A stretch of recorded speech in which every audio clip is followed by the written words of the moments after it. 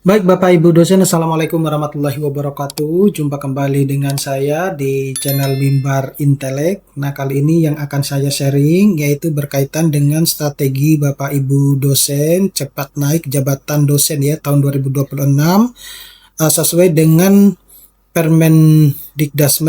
Permendikbud Ristek nomor 52 tahun 2025 dan Kepmendikti nomor 39 tahun 2026.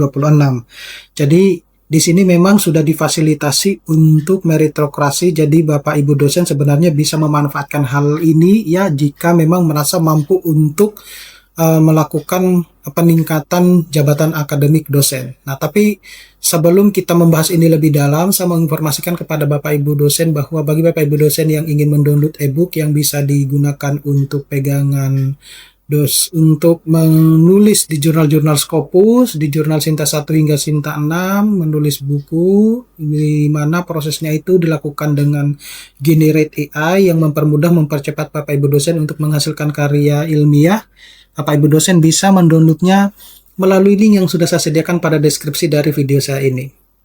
Nah, jadi Bapak Ibu dosen ini secara khusus ya, sebelumnya saya disclaimer dulu, ini kita saling sharing ilmu, bukan untuk menggurui ya. Mungkin di luar sana banyak Bapak Ibu dosen yang jauh lebih expert untuk bisa menjelaskan atau bisa memahami isi konteks dari Permendikti nomor 52 dan Keppen nomor 39 ini. Jadi kita pahami dulu medan baru membutuhkan strategi baru. Jadi Bapak Ibu dosen ya saat ini seperti yang sudah saya sebutkan tadi bahwa sudah difasilitasi untuk meritokrasi. Jadi Bapak Ibu dosen sebenarnya bisa memanfaatkan hal tersebut. Tetapi ini butuh strategi khusus untuk Bapak Ibu dosen bisa mencapai tersebut ya. Nah, kalau regulasi yang lama itu fokus pada pemenuhan batas minimal pengangkatan pertama wajib ada publikasi. Nah, sedangkan untuk yang terbaru berdasarkan Permen 52 dan Kepmen 39 itu lebih fleksibilitas ya.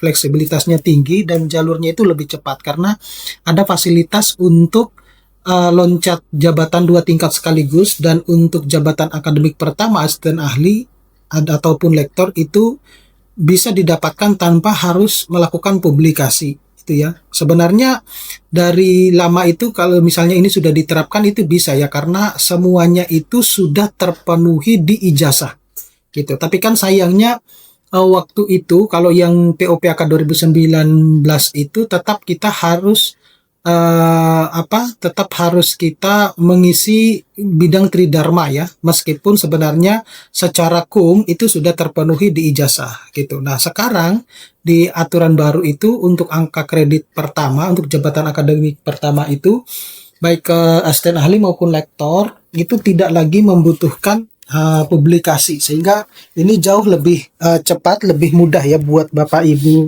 dosen yang baru berkarir menjadi seorang dosen.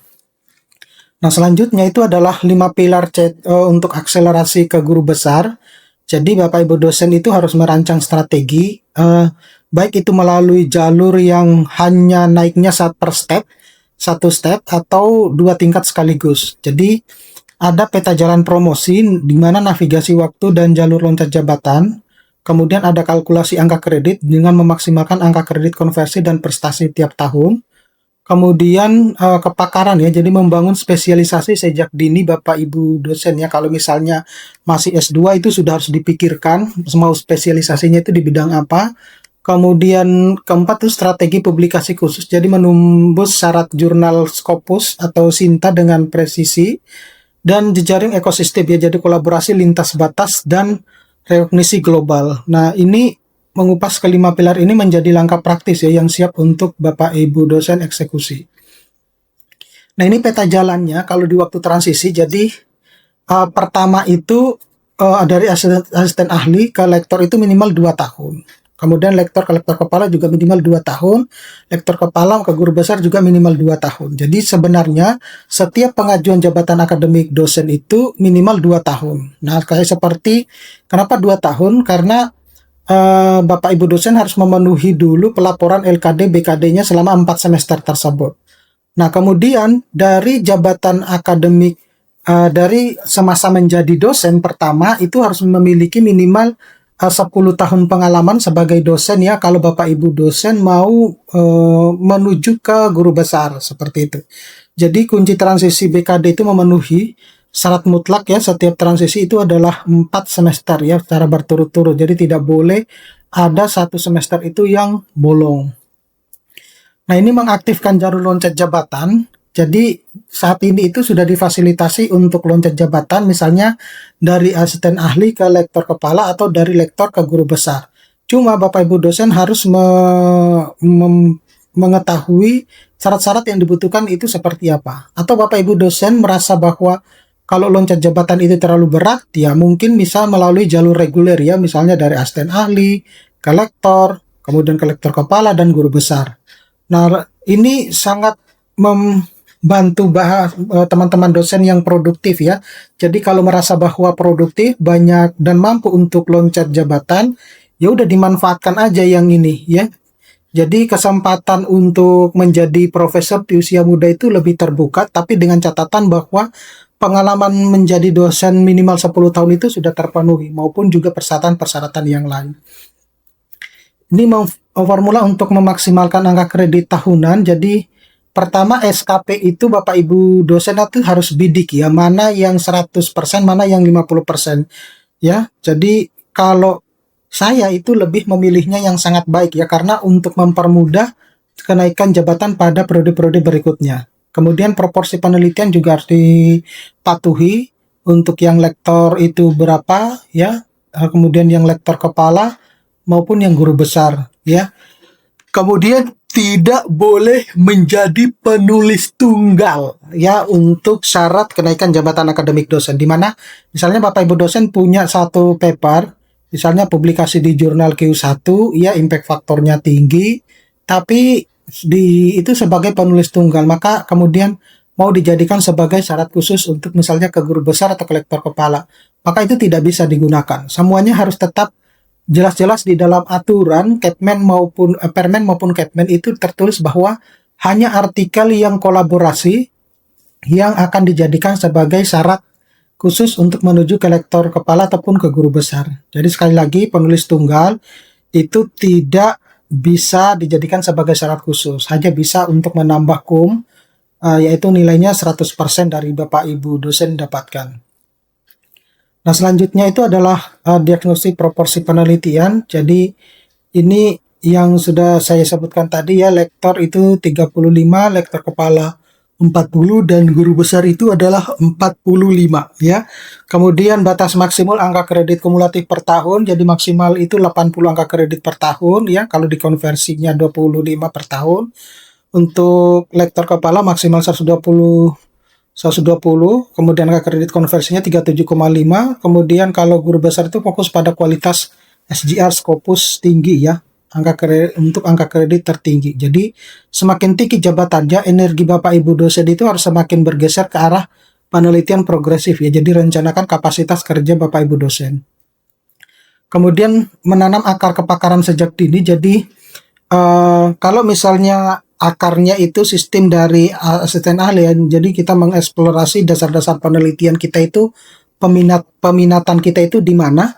Nah, itu kita sudah bisa merancang sejak dari asisten ahli. Kemudian untuk lektor itu titik kritis, itu wajib menetapkan fokus riset itu secara kaku ya. Jadi jangan penelitian ini. Nah, kalau untuk publikasi kolaborasi mungkin oke ya, tapi kalau Bapak Ibu dosen yang melakukannya sendiri ya, sebaiknya dilakukan dengan ini ya, fokus gitu. Kemudian untuk lektor kepala, jadi konsistensi di bidang ilmu yang teruji via publikasi ya, terutama ditargetkan ke internasional bereputasi. Sedangkan untuk guru besar itu kepakaran diakui secara spesifik, jadi maunya itu di bidang apa. Nah, taktik eksekusinya, jadi rutin ikuti konferensi, simposium spesifik minimal 1 kali setahun. Kemudian bergabung aktif di organisasi profesi keilmuan untuk membuka peluang kolaborasi, sama kepakaran tidak klaim mendadak saat pengajuan ya.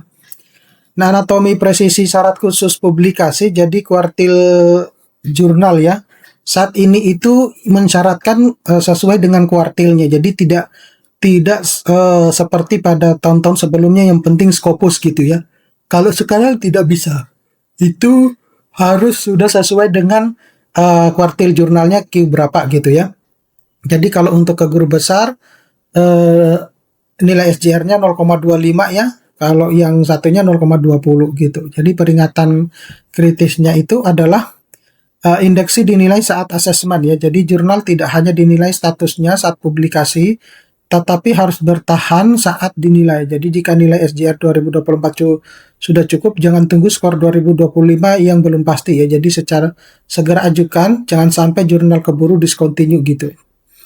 Nah, taktik kolaborasi sebagai penulis dan relawan jurnal, jadi pembagian peran publikasi ini ya. Jadi Bapak Ibu dosen sebenarnya bisa bekerja sama dengan kolega-kolega dari universitas yang lain dengan saling memberikan keterlibatan dalam penulisan artikel, sehingga Bapak Ibu dosen itu bisa produktif dalam menghasilkan artikel-artikelnya ya. Baik itu sebagai penulis pertama maupun penulis koresponden, itu penting harus dipahami gitu.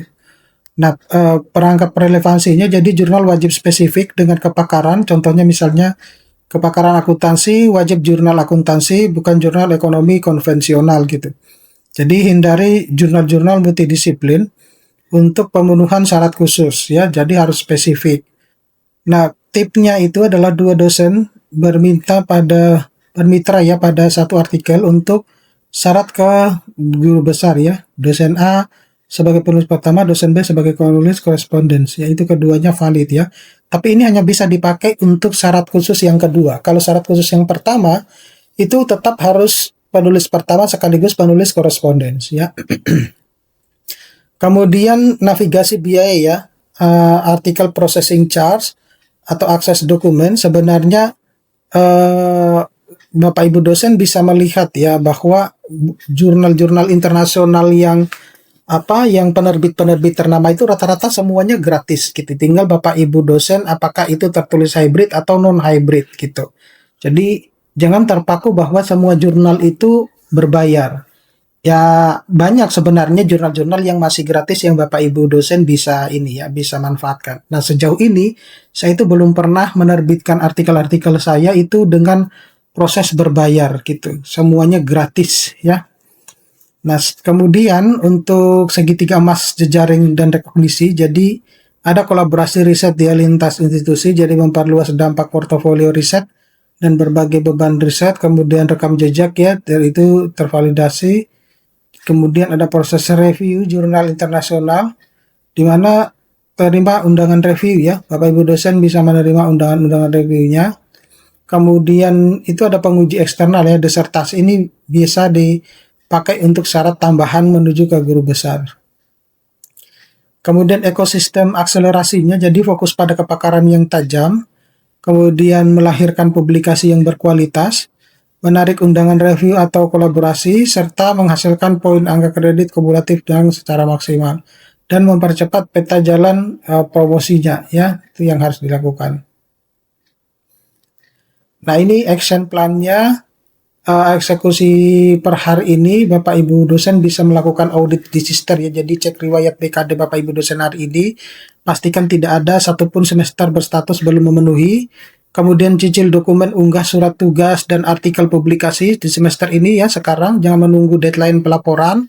Kemudian buffer point melalui rancang 1,2 sampai 2 artikel single author ya murni tahun ini untuk mengamankan 100% akan kredit kumulatif. Kemudian validasi target, cek kuartil target jurnal Bapak Ibu dosen yang langsung di Scopus ya, bukan portal ke pihak ketiga untuk hari ini gitu. Oke. Saya kira cukup sekian Bapak Ibu dosen, mudah-mudahan ini bisa bermanfaat. Nanti kita akan ketemu pada video-video selanjutnya. Assalamualaikum warahmatullahi wabarakatuh.